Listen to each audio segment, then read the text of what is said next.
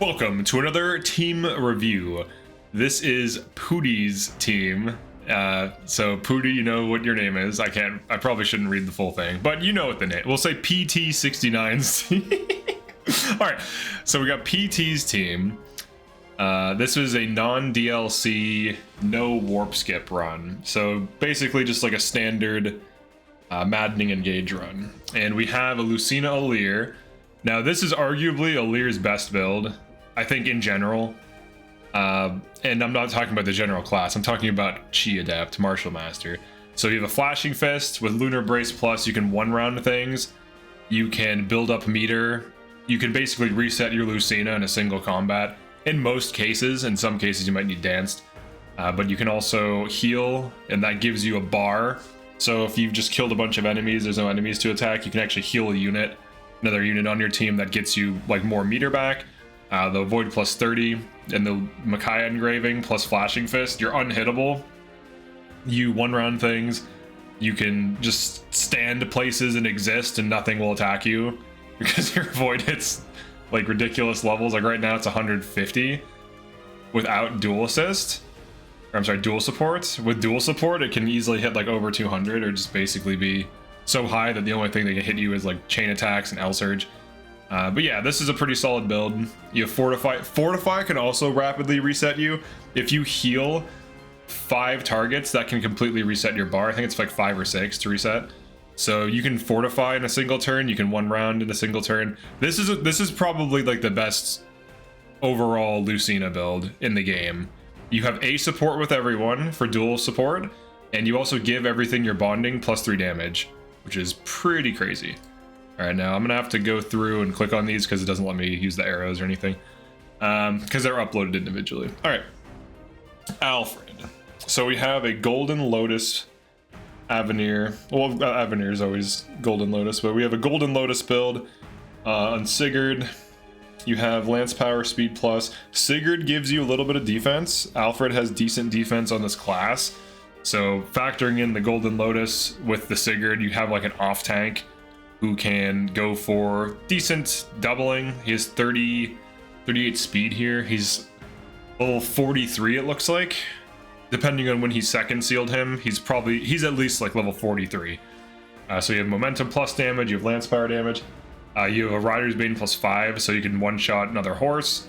You have Javelin plus 5 to enemy phase. You have Fencelar plus 4 to kill things. And you have Silver Great Lance for overrides and super poke if you can't double. Silver Great Lance with momentum does a ton of damage, especially with Lance Power 5. On a horse, you have, I think, 14 move when you pop Sigurd. And with Momentum Plus, you get plus 14 damage if you move that whole distance. And then with Lance Power, you get plus 10 more. So if you add all of those together with Silver Great Lance, you can just straight up one-shot a lot of things with that, especially if you have decent strength. So this actually isn't a bad build overall. And it's on Alfred. So earlier on, he's not bad on Sigurd, honestly. He performs pretty well on Sigurd. He does want like the speed plus 5 early so that he can double fairly consistently. But I have to wonder, was he Speed Wings? Yeah, Alfred needed my Speed Wings. I was just about to say that. I read down here. I was about to say like, I've run him before on this and it's kind of slow. He needed my Speed Wings. This run gets him to doubling thresholds. He's solid early game, dropped off middle game, became really strong towards end game. Effective damage, momentum helped me kill wolves, maximum my damage with 14 move. Yeah, that's exactly what I didn't read this ahead of time, by the way. I just know momentum plus is good on horses or wolf knights too. Silver Great Lance did ungodly amounts of damage. Yeah, with the momentum lance power. Yeah, so that's just gonna kill things outright. All right, we have a Boucheron. Okay, Boucheron Roy. So let's see, defense 20, interesting. Brave assist, speed plus 5, axe power. So Boucheron, he is lower strength, but if you give him like Noatan plus like 3 to 5 with axe power 5, he should be one rounding a lot of things. And on Roy, you also get damage fix in a huge way. You get plus 6 damage and then plus 2 to 3 more when engaged.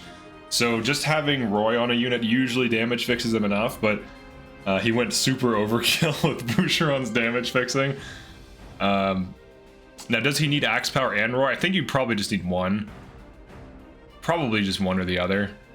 But you could run both. Is there really an advantage doing so? Depends on how much he wants to use these weapons. All right, let's see what he says about it. Boucheron, like Alfred, strong early game, dropped off mid, came back strong. Hero is most well balanced. Roy, damage fixing. So he probably could have gotten away with gentility on this, but it depends on how much he's using the tomahawk and hand axe, but they're not upgraded either. So I don't know if he wanted the axe power just so he could use these without forging. Maybe that's the reason. And in which case that makes sense, because you can't forge everything. Saline. Okay, 11 sword speed plus on Lin. Okay, so we have a Vidam Lin Saline. Now Saline, she's a decent unit. She's like a good kind of like generalist. She doesn't really specialize in killing or support, but she kind of can do both really well. Like better than most units, but not like, she can do a lot of things better than most units. She's the best like generalist, or one of the best generalists, where she can kind of off tank, kind of heal, kind of damage, kind of double. She doesn't really excel in anything, so in some ways you can kind of push her in any direction on this class, because it's super flexible. It has like everything. It has tomes, swords, and staves. So in this case he went for speed fixing her. Speed plus 5, Lin, so that's plus 10 before speed taking, so she's 35 base speed. And then as you speed take, she would hit 45, which is fast enough to double anything in the game, basically, except for certain like Wolf Knights and stuff in the endgame. Maybe a Griffin Knight in endgame, like in the final chapters, maybe. 11 sword plus 5 Sigurd engraving is a good weapon. 28 dex though. I would have Lucina engraved that sword for the hit fixing, because 28 dex is not that accurate. It's decent if you attack the right targets. It's not bad, but 28 dex in endgame can be kind of suspect. But she does have luck 37, which is all. Yeah, so maybe she's fine. She does have high luck, which hit fixes not as much as dex, but it still gives, I think, like +1 hit per luck. So that definitely helps her out. But utility staffs and 11 sword power. It's gonna one round thing. She also can go for Ignis. Ignis can proc on Astra, I believe, too, like per Astra. So that can help boost the damage of that. Now her strength isn't high enough that she's going to be getting big value out of Astra, but it doesn't matter. If you want to, you can use Lin on whoever. It truly doesn't make that much of a difference. So it's a decent little saline build. Now obviously the 11 sword weighs her down, so you need the speed plus 5 and the Lin, and basically she's -4 speed off of this 11 sword, so she's really only +6 speed before speed taking, but her base speed here is probably like 29, I guess. So it's not bad.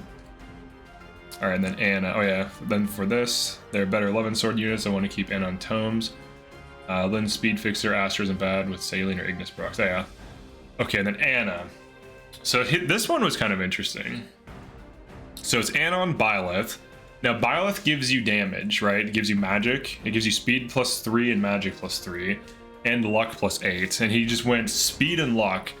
So he's optimizing for Anna making you money, and at 45 luck, she basically has almost a coin flip chance of making you 500 gold per kill.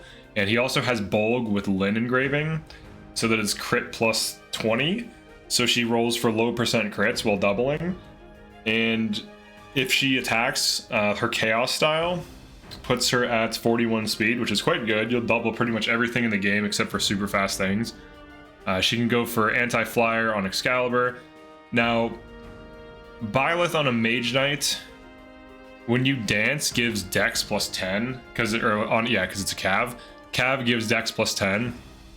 Now, if he was running like Tamara or something, I would think that would be even better. Or, I mean, he is running Diamont, so he can go for Diamont triggers. But like Ivy, Tamara, Diamont, and Saline, the Dex +10 is really good for their passives on their royal classes, and Hort too, if you want to save some staff uses. So it's not a bad thing. Like Dex +10 is really nice, and it's also hit +20, which is very useful to just give a unit, and it's crit +5, so it does a little bit of everything. So it's a little bit more useful than it seems, but it's pretty decent. Now with Bolg, like look at her might, she's 41 magic. And with Bolg, she's probably like, I don't know, 50 something, 55 magical attack, which is pretty strong. That will one run most things. or almost 1 round. And you also have low percent crits, so this is pretty decent. This is a good build for Anna. Mage Knight's one of her staple builds, so it's not surprising this would be good. And then for Anna, she made me over 70k. This run enabled all my builds and reforges very early on. Violet is best in slot for making money. Yeah, for the luck. Plus 8 there. And then luck plus 12 on the passive. Alright, Diamont. So we have a Diamont sword tank. Okay, so successor Ike. I wonder why he optimized for swords. Swords are... Well, actually, that does make sense in some ways. Swords are accurate, and Diamont, his accuracy is not the best. So fixing his accuracy does help him out a lot. So by having him run swords as the main weapon, it helps him out. But also, you can Ragnell. Ragnell is 16 weight. He has 15 build here. He can reasonably use Ragnell, and with sword power 5, he'll 1 round everything he doubles. And his speed is 35, which is pretty respectable. He's going to be tanking and doubling most things on most endgame maps, and the only things he won't be doubling and not getting doubled by are the super fast things that are like above 40 speed, which there's a few of those. They tend to be weaker though, so usually it kind of cancels out because he's 36 defense here. With Resolve Plus, he would be, what would it be like 43 or something? Yeah, like 43 defense, and then half damage, like you're fine. And he also can go for the heals from Soul. And also if he gets Instruct Dexed or Danced by Anna, he gets Dex plus 10, which puts him at 32 Dex, which means he's a 32% chance to heal himself, which is actually quite strong. So this is a pretty interesting combo here. I'm gonna wonder, or I'm curious if he mentions that, but he has crit engraving on Killing Edge with Wrath, so he hits 100 crit and doubles most things. So even if he doesn't double those super fast enemies, he accurately can crit them. This is a hit plus 40 engraving. He can accurately crit them and one-shot them off of that. And then Folkvanger is pretty accurate too. He also has Georgios, probably for Great Aether, because it's like a huge might weapon. Yeah, so Great Aether, Sword Power, Georgios should kill most things. And then Ragnell is your 1 to 2 range. So this is a pretty solid Ike build. He's like one of the few units who can run Ragnell without it hurting him. Let's see, standard Ike tank, I favored speed over Vantage since I ran Erica Emblem. Killing Edge, he often got critted but could take it. Didn't use Folkvanger at all after early game. Tomahawk is for chains. Yeah, and then the Great Aether, Georgios, and so on. Alright, Marin Erica. So this is a crit build. See, this was interesting when I saw this. I was like, oh, this is kind of cool. So you have pretty decent bulk, like her health is decent. Defense and res are at least 20, which is not bad, and her speed is quite high on this. Now, her strength on Wolf Knight isn't... I wonder if she got energy dropped, because that seems higher. It seems like higher than it should be. But with daggers and crits, she should be killing with Erica, because you have Lunar Brace, you have Gentility damage when you engage or switch to Bravery mode and so on. So you stack that damage out. She can 1 to 2 range on Steel Dagger, go for low percent crits. Now, I don't think it's going to be this tanky of a build, but it could probably tank like 2 to 3 enemies and survive. And you can always, of course, whip out Sieglind and start one-rounding things with that too. Cincada, I don't know, Cincada, +4. That's like a post-game thing, I want to say. You can't reasonably forge that to +4 unless you have like a bunch of silver sitting around somehow. It's a really good dagger, but you can't really get it unless you post-game. But Peshkat's +4 with Korn, that is something you could run with Wrath. Now you're looking at like 70 to 80 crit when your Wrath is online.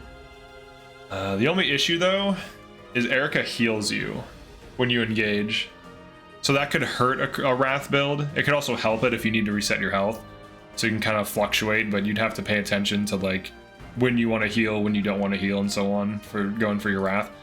Probably my favorite build. Needed an energy drop. Okay, this unit soloed much by herself on a crit build. Soloed much by herself. 126 avoid.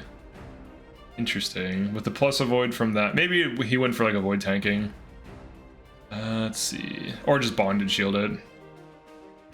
Drops enabled me. Oh, good silver drops enabled me to get the endgame dagger to level 4 without no DLC. Oh, okay, so he just got really good silver drops. That's pretty good. Erica let her heal herself on player phase and tank their enemy phase more times like you can. Alright, so you kind of like fluctuate between the two.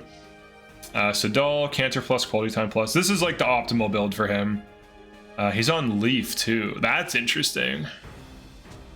The reason he's on Leif is for durability. It's for HP plus 7 and defense plus 3. It just makes him tanky. And then with shielding art, they're even tankier. And then he also has arm shield. That's very interesting.